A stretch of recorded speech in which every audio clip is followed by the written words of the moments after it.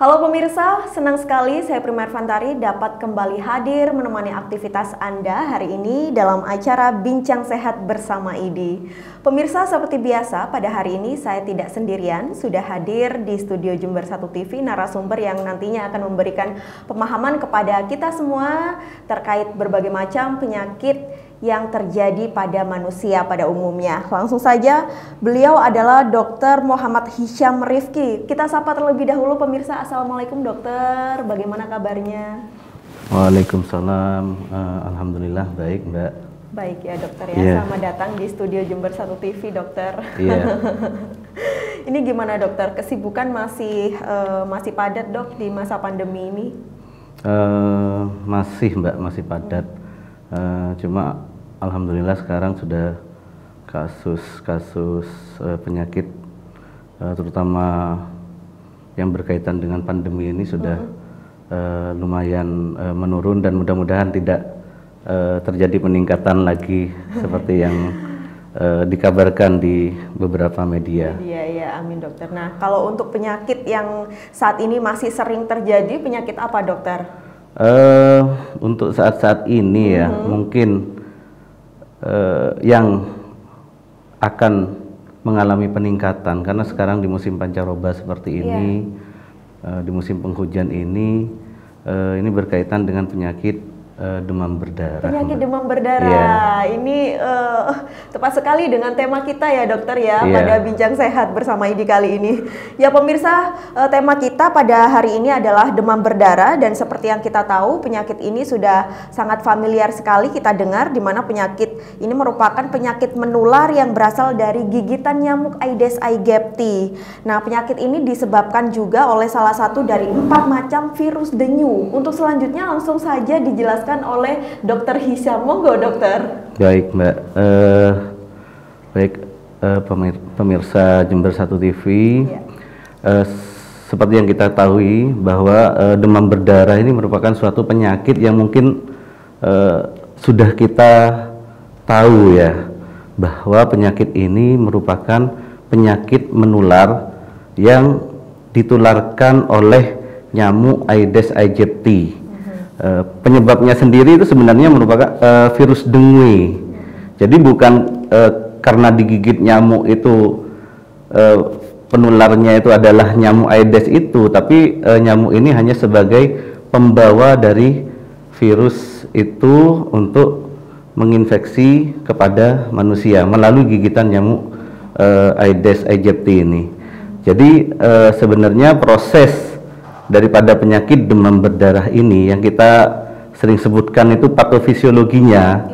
Jadi nyamuk Aedes aegypti yang betina yang terinfeksi oleh virus dengue ini jika menggigit manusia, nah ini baru akan menularkan penyakit dengue ini atau penyakit demam berdarah ini. Jadi perlu kita ketahui tidak semua nyamuk Aedes aegypti ini jika menggigit manusia lalu manusia itu tertular. Jadi nyamuk yang mengandung virus dengue ini maka itulah yang akan menularkan kepada manusia. Gimana nyamuk ini? Bagaimana nyamuk ini bisa terinfeksi virus dengue? Yaitu bila nyamuk ini menggigit manusia atau pasien yang memang terinfeksi demam berdarah pada saat itu. Nah, jika menggigit pasien atau manusia yang terinfeksi demam berdarah ini, maka jika menggigit pada manusia yang lain, nah ini bisa tertular. Itu pun masih butuh proses. Jadi bukan berarti menggigit sekarang lalu menggigit orang lain ini langsung orang lain itu tertular, tetapi butuh proses sekitar 12 hari virus dengue ini berada di dalam tubuh nyamuk untuk aktif bisa menularkan kepada manusia yang lain. Berarti masa inkubasinya 12 hari ya dokter? Ya, sekitar 12 sampai 14 hari di dalam tubuh nyamuk. Seperti itu. Nah, setelah nyamuk yang mengandung virus ini menggigit manusia, itu pun tidak serta-merta pada waktu itu juga orang yang tergigit oleh nyamuk ini langsung akan mengalami gejala demam berdarah.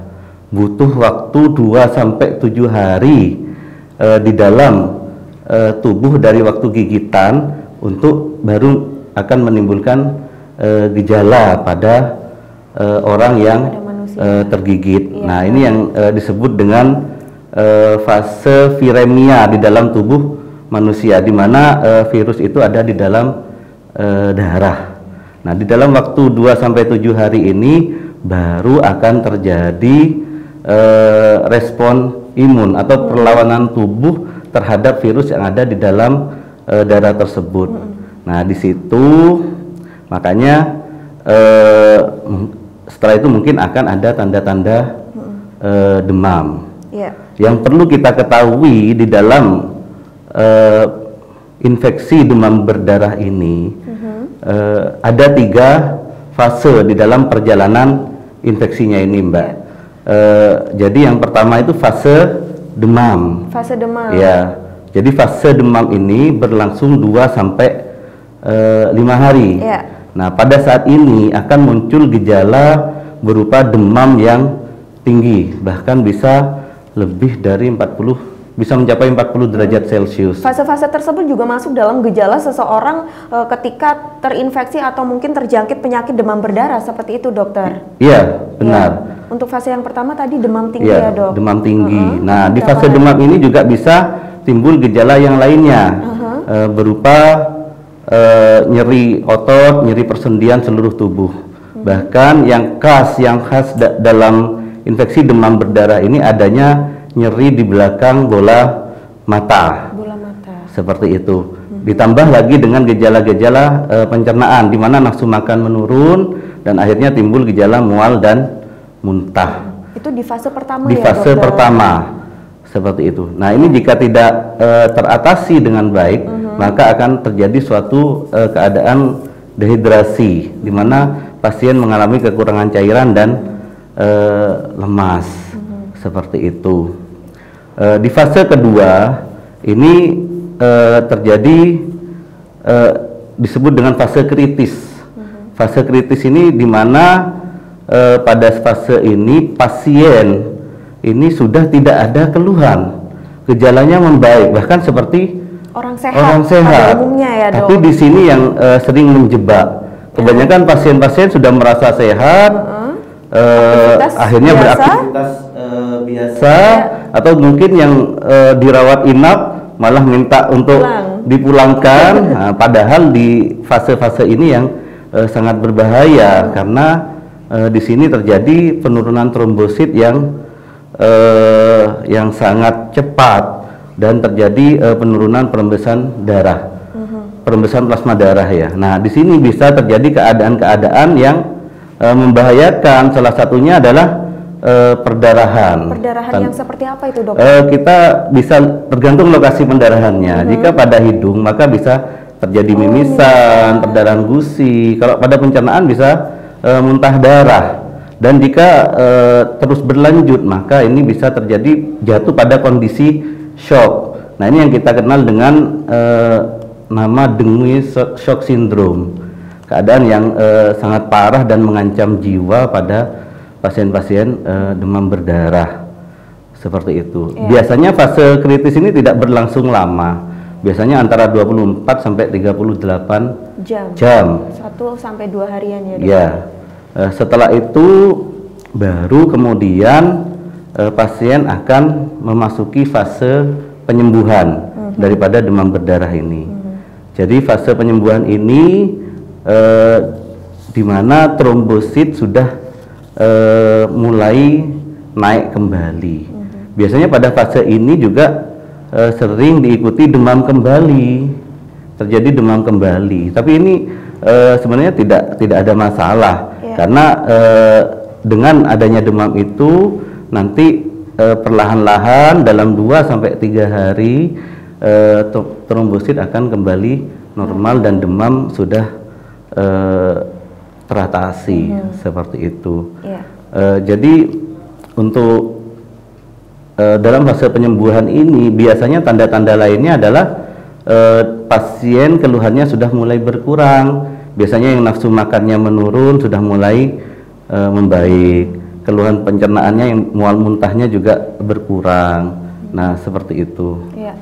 Baik, dokter, tadi ada beberapa gejala yang telah disebutkan oleh dokter Hisam. Yang pertama adalah fase demam ya dokter, ya, badan terasa panas tinggi, terus kemudian lemas dan lain sebagainya. Adakah gejala lain yang mungkin dirasakan oleh pasien ketika terjangkit penyakit demam berdarah dokter? Dan kemudian ketika seseorang sudah merasakan gejala tersebut, apa yang harus mereka lakukan langkah pertama dokter? Baik, jadi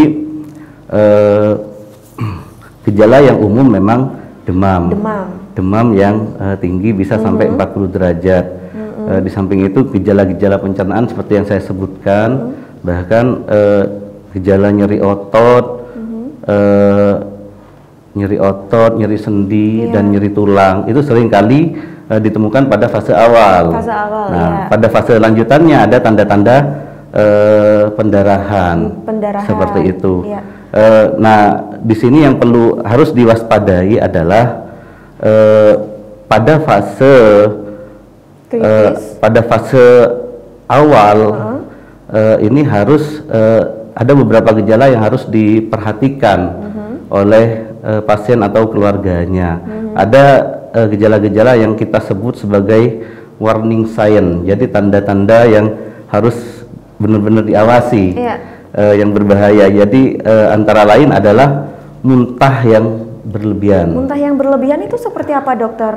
Muntah yang terus-menerus. Oh ya. Jadi di mana asupan makanan dan minuman biasanya tidak bisa masuk pada pasien tersebut.